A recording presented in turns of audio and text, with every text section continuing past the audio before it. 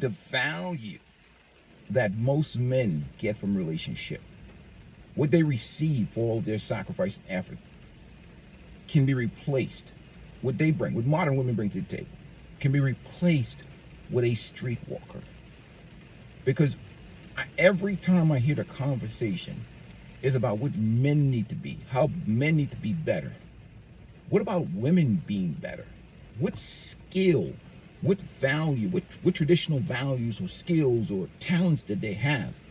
What are they going to do to make your life better? It's why I don't hear all these red pill content creators talking about certain things and whatever else. But at the end of the day, we have this one-sided, lopsided conversation about what men need to be better. Now, I do agree men need to be better for themselves.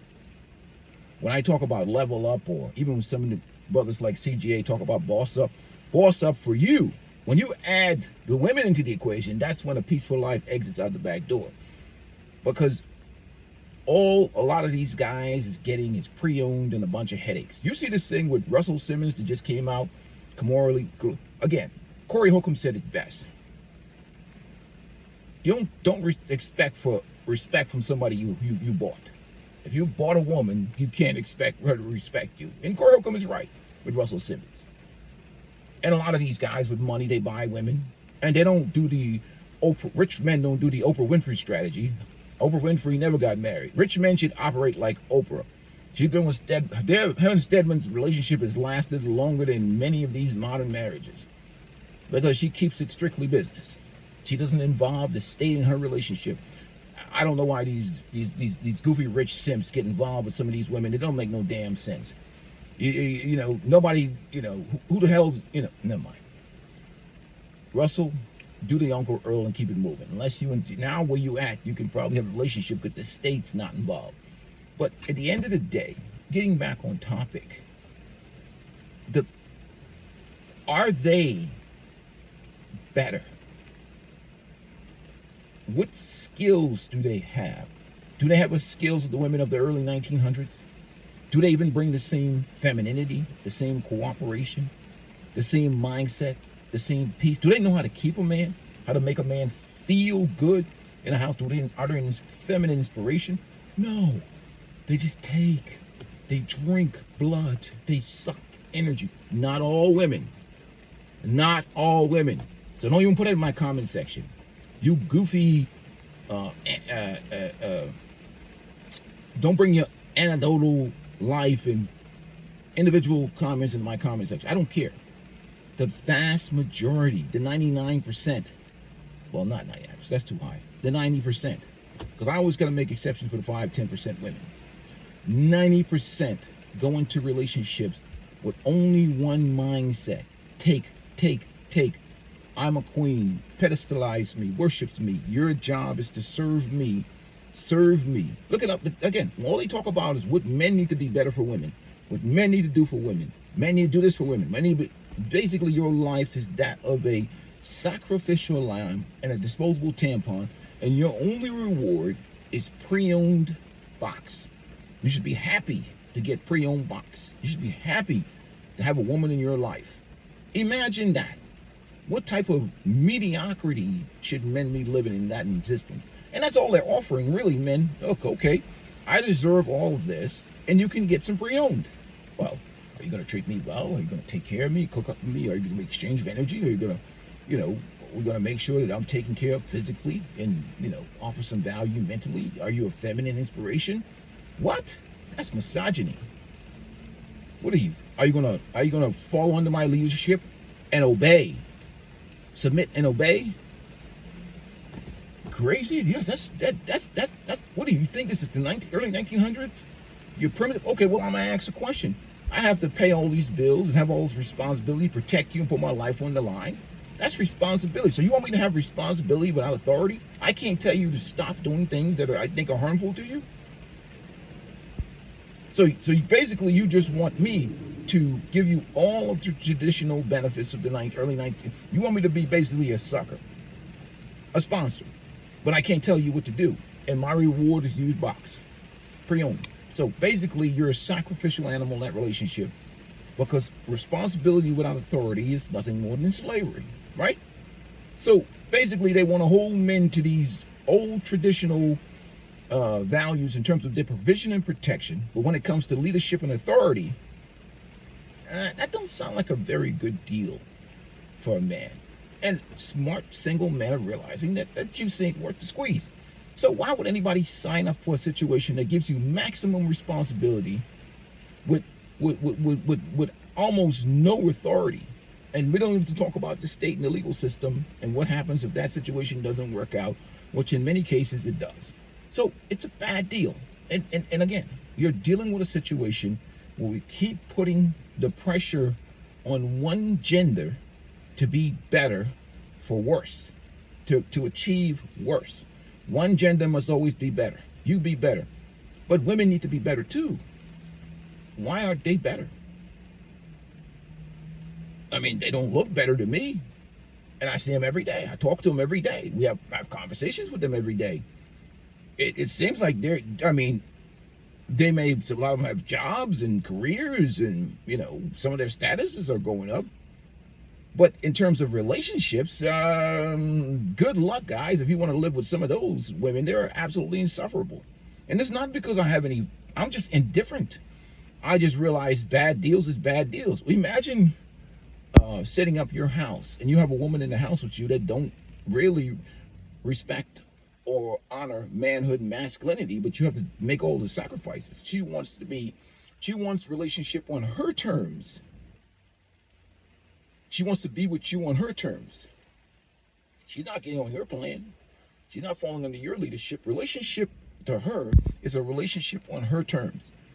Who would take that deal? I asked Scott Galloway and all these guys that talk, these guys, like, who would take that deal? Again, and even these guys who talk about, like I said, women's hypergamy is a reality. But this only matters if they're offering you something that's valuable. So if a woman is making, if a woman is making $100,000 a year, but she's a liberal-minded, ball-busting feminist, what is the value of that to a guy like me? Let's say I'm retired now, I'm chilling.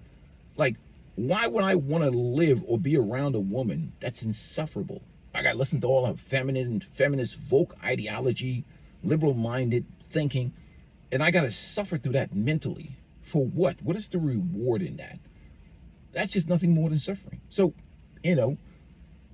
they have to be pleasant to be around. We have to be many things to be around. But nobody really says that women need to be better. They have to be better. And they have to understand male psychology and what men need. But if any time you have a conversation about what men need, what men want, it always goes back to what women want and what women need and what standards men need to be to get women. You notice that? Especially for some of these, bootleg Kevin Samuels and these closet simps. The conversation is always about what women need and how you need to be better for women. Not that, do any of these women deserve a husband? Do they deserve a relationship? Then the best way to get the things that you want is actually to deserve the things that you want and to offer the value, because women have a biological advantage over men. And they were born at the top of the mountain. We had to climb that hill to get up there and develop ourselves. So anything that happens, that every year they mismanage their youth and they come down and down that hill. Their status can increase financially, but what good is that? You know what I mean? That's like having a Maybach in front of your house that has a bad engine. It looks good, but it doesn't run. It doesn't do anything for you. It's just a beautiful looking car that doesn't run. That's what the high status woman is, that doesn't have any femininity, no cooperation, doesn't know how to pour into a man. It doesn't know how to really add value and peace to a man's life. A woman that doesn't create peace is probably as useless as tits on a bull's ass. It really is a useless woman in terms of relationship. Now, out here in the real world, doing business and talking, whatever, good. But in the house, as a relationship, who the hell wants to live with that? And that's what a lot of guys don't talk about, is not requiring or demanding that women be better.